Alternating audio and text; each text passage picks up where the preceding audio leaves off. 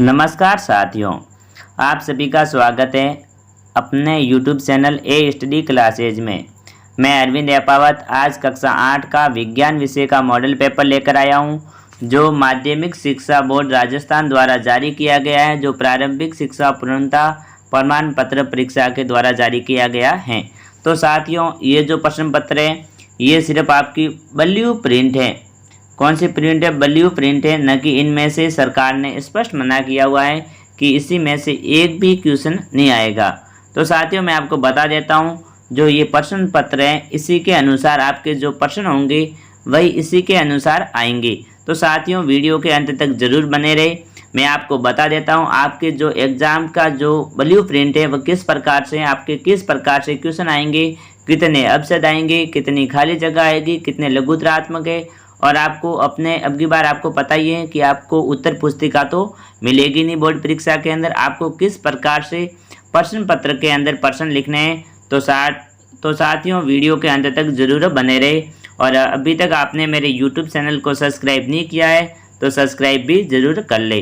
तो साथियों, ये जो मॉडल पेपर है ये राजस्थान सरकार द्वारा जारी किए गए अभी भी आपकी ब्लू प्रिंट है। जो आपको टाइम मिलेगा वह एग्ज़ाम के अंदर 2 घंटे और 30 मिनट का है।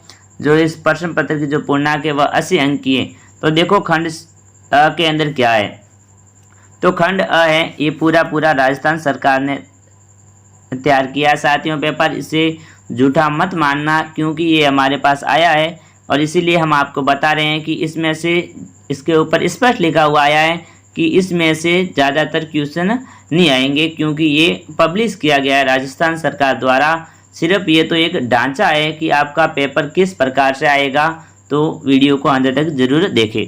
तो देखो, पहला क्वेश्चन है, निम्नलिखित बहुविकल्पी प्रश्नों का उत्तर सामने स्थित कोष्ठक में दीजिए। जो आपको कोष्ठक दिए गए, जो भी इनके उत्तर है वह आपको इस कोष्ठकों के अंदर भरने होंगे। तो पहला प्रश्न है साथियों, खरीफ की फसल है। तो खरीफ की फसल कौन सी है इसमें से बताना है आपको। तो इसका उत्तर क्या आ जाएगा साथियों, कोष्ठक के अंदर भर देना है आपको। सब ऑप्शन भर देना है मक्का। क्या आ जाएगा? मक्का, क्योंकि गेहूँ, मटर और चना है ये किसकी फसलें हैं? रबी की फसलें हैं। और जो है खरीफ की फसल है वह एक ही है, मक्का है। अगला क्वेश्चन पूछा है आपसे दूसरा, मलेरिया रोग का वाहक है। तो मलेरिया रोग का वाहक कौन सा है साथियों? इसके अंदर आ जाएगा अ ऑप्शन आ जाएगा, मादा एनाफ्लिज मच्छर। अगला क्वेश्चन है साथियों, तीसरा क्वेश्चन है, संश्लेषित रेशा है। तो इनमें से संश्लेषित रेशा कौन सा है वह आपको बताना है। तो इसका आंसर हो जाएगा साथियों, ब ऑप्शन हो जाएगा, नाइलॉन।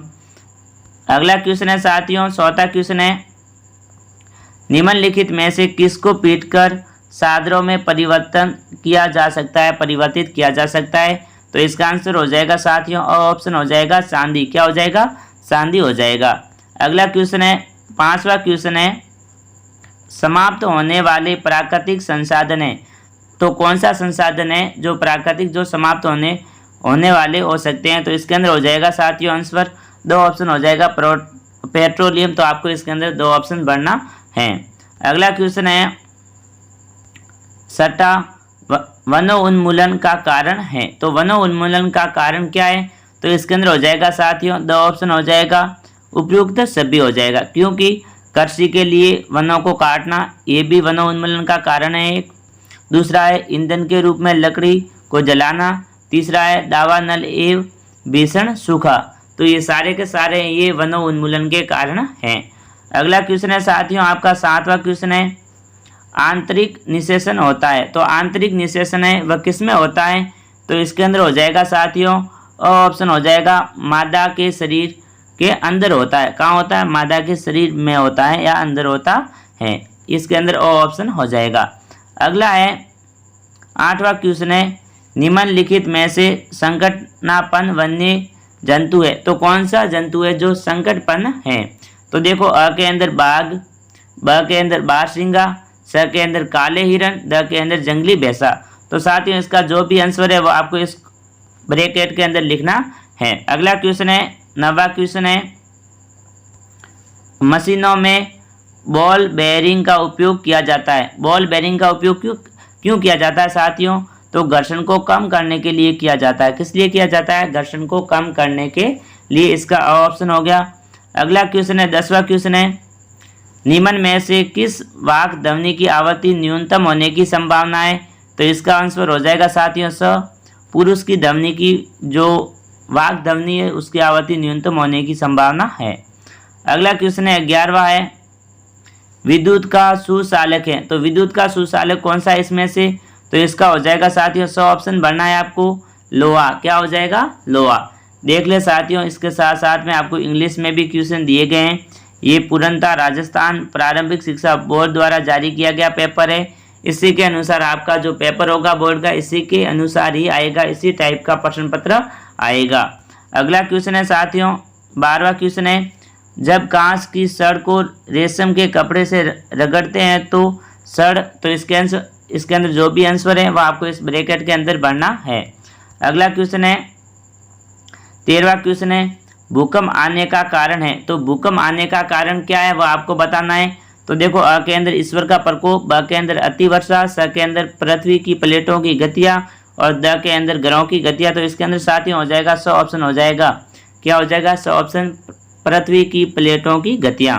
अगला क्वेश्चन है साथियों 14वां क्वेश्चन है, लाल ग्रह के नाम से जाना जाता है। तो लाल ग्रह के नाम से कौन से ग्रह को जाना जाता है? तो इसके अंदर हो जाएगा साथियों ऑप्शन हो जाएगा मंगल ग्रह को जाना जाता है। अगला क्वेश्चन है 15वां क्वेश्चन है, रुधिर में ऑक्सीजन की वाहक क्षमता कम करने वाली गैस है। तो खून के अंदर ऑक्सीजन की वाहक क्षमता कम करने वाली गैस कौन सी है?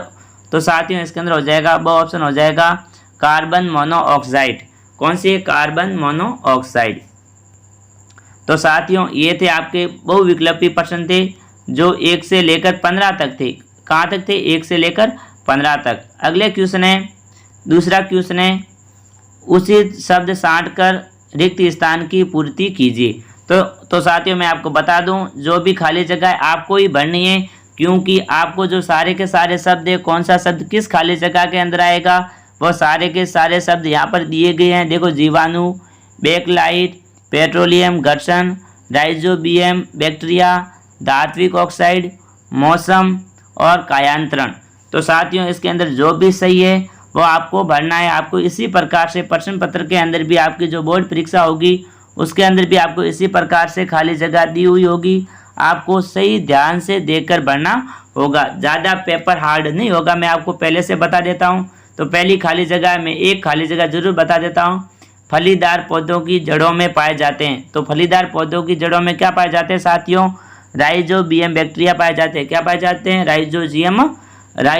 राइजोबियम बैक्टीरिया पाए जाते हैं। इसी प्रकार से यहाँ पर आपको बता देना है राइजोबियम बैक्टीरिया। तो जो भी इसके अंदर क्या आएगा, इसके अंदर क्या आएगा, तो इसमें से जो सारे के सारे शब्द हैं एक एक आएगा हर किसी के अंदर। तो आपको ध्यानपूर्वक पढ़कर पढ़ना है। अगला क्वेश्चन है साथियों आपका तीसरा, यदि कथन सही है तो टी और यदि गलत है तो कोष्टक में एफ लिखिए। तो जो भी माना कि ये कथन सत्य है तो इसके अंदर आपको टी भरना है, और यदि ये कथन यदि गलत है तो इसके अंदर क्या भरना है? आपको एफ भरना है। ये क्वेश्चन है आपको 7 नंबर का मिलेगा। बहुत ही मोस्ट इम्पोर्टेंट क्वेश्चन है साथियों। आपका जो एग्जाम होगा उसके अंदर भी आपके इसी प्रकार से क्वेश्चन आएंगे। इनमें से मैं बता देता हूँ कि इनमें से क्वेश्चन आए या ना आए, क्योंकि ये तो राजस्थान सरकार द्वारा एक फॉर्मूला जारी किया गया है। अगला क्वेश्चन है साथियों, एक बार मैं आपको ध्यान से पढ़ के बता देता हूँ, क्योंकि इसके उत्तर ज़्यादा बताने की कोई ज़रूरत नहीं। इनमें से ज़्यादातर क्वेश्चन है वो नहीं आएंगे, मैं स्पष्ट बता देता हूँ, ज़्यादा इनमें से याद करने की कोई कोशिश ना करें। तो देखो, अगला क्वेश्चन है, कॉलम ए में दिए गए शब्दों का मिलान कॉलम बी में कीजिए। तो कॉलम ए को कॉलम बी से मिलाना है। तो इसको आप जरूर ध्यानपूर्वक देख ले, आपको इसी प्रकार से बोर्ड के अंदर भी आपको इसी प्रकार से क्वेश्चन मिलेगा। अगला क्वेश्चन है 5वां है, निम्नलिखित प्रश्नों के उत्तर एक शब्द में दीजिए। तो आपको उत्तर एक शब्द में लिखने, और आपको उत्तर हैं जो प्रश्न पत्र के अंदर ही लिखने होंगे, क्योंकि अब की बार आपको उत्तर पुस्तिका तो मिलेगी नहीं। क्वेश्चन है, मिट्टी में पोषक स्तर को बनाए रखने के लिए क्या मिलाया जाता है, वो इसके अंदर आपको लिखना है। अगला क्वेश्चन है 6 है, कैरम खेलते समय कैरम बोर्ड पर घर्षण कम करने के लिए किसका उपयोग किया जाता है, वह भी इसके अंदर आपको उत्तर लिखना है। अगला किसी एक ध्वनि प्रदूषक का नाम लिखिए। तो ध्वनि प्रदूषक का कोई एक नाम लिखना है इसके अंदर। ये सारे के सारे क्वेश्चन है, ये अति लघुत्तरात्मक प्रश्न है जो आपके एक एक अंक के हैं। अगला क्वेश्चन है विद्युत के एक कुचालक पदार्थ का नाम लिखिए। फिर 9वां क्वेश्चन है विश्व उष्ण के लिए उत्तरदायी गैस का नाम लिखिए। तो अगला क्वेश्चन है साथियों आपका 10वां क्वेश्चन है भाग, देखो यहाँ पर भाग चेंज हो गया है, पार्ट बी आ गया है, भाग ब आ गया है। तो देखो ये लघुत्तरात्मक क्वेश्चन आ गए। आप गर्मियों के लिए सूती या संश्लेषित रेशे में से किस रेशे से बने कपड़े खरीदेंगे, कारण सहित लिखिए। तो इसमें से जो भी थोड़े बहुत क्वेश्चन है वो भी इंपॉर्टेंट है साथियों, इसमें से भी थोड़े बहुत क्वेश्चन आ सकते हैं, आप थोड़े बहुत जरूर पढ़ ले। अगला क्वेश्चन है साथियों 11वां क्वेश्चन है धातु अधातु में कोई 3 अंतर लिखिए। तो इसके अंदर आपको धातु और अधातु के अंदर कोई 3 अंतर लिखने। देखो यहाँ पर आपको पहले से ही प्रश्न पत्र के अंदर इस प्रकार से 3 अंतर लिखने, तो आपको इस प्रकार से 3 कॉलम बनाए हुए दिए होंगे। देखो यहाँ पर फर्स्ट लिखना है अंतर, फिर यहाँ पर सेकंड, फिर यहाँ पर तीसरा। तो देखो यहाँ पर लिखे हुए हैं पहले से ही, इसके अनुसार आपको लिखने हैं।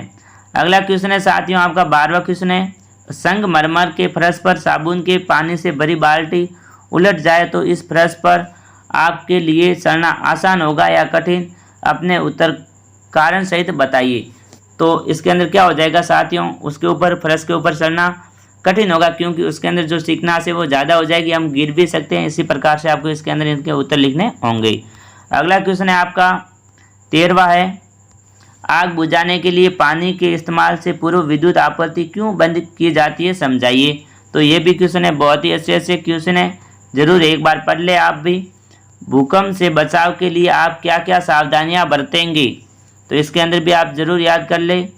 अगला क्वेश्चन है 15वां क्वेश्चन है सौर परिवार का नामांकित क्षेत्र बनाइए।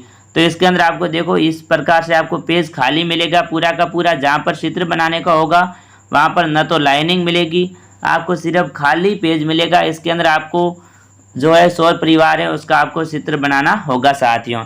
इस प्रकार से यहाँ पर सूर्य है, जो पृथ्वी है, इस प्रकार से आपको बनाना होगा।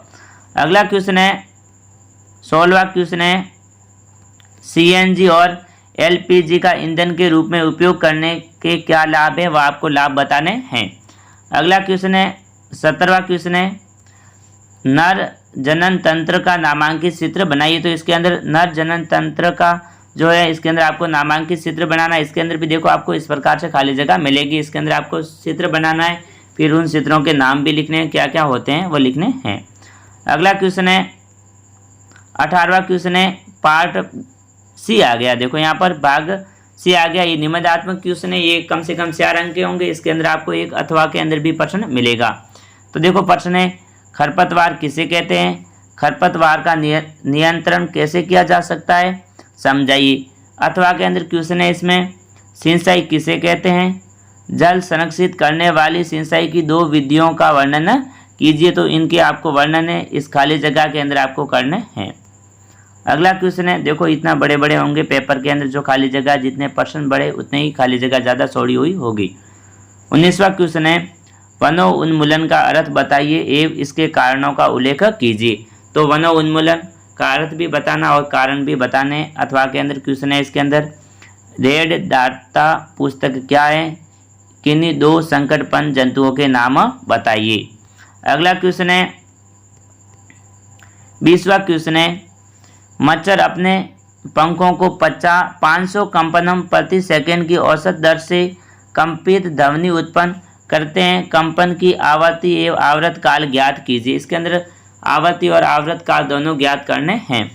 अथवा के अंदर क्वेश्चन है निम्नलिखित वाद्य यंत्रों के किस भाग से ध्वनि उत्पन्न होती है, उस भाग का नाम लिखिए। ढोलक है, सितारा है, बांसुरी और मजीरा है। इनसे किस भाग से ध्वनि उत्पन्न होती है उनके नाम लिखने हैं।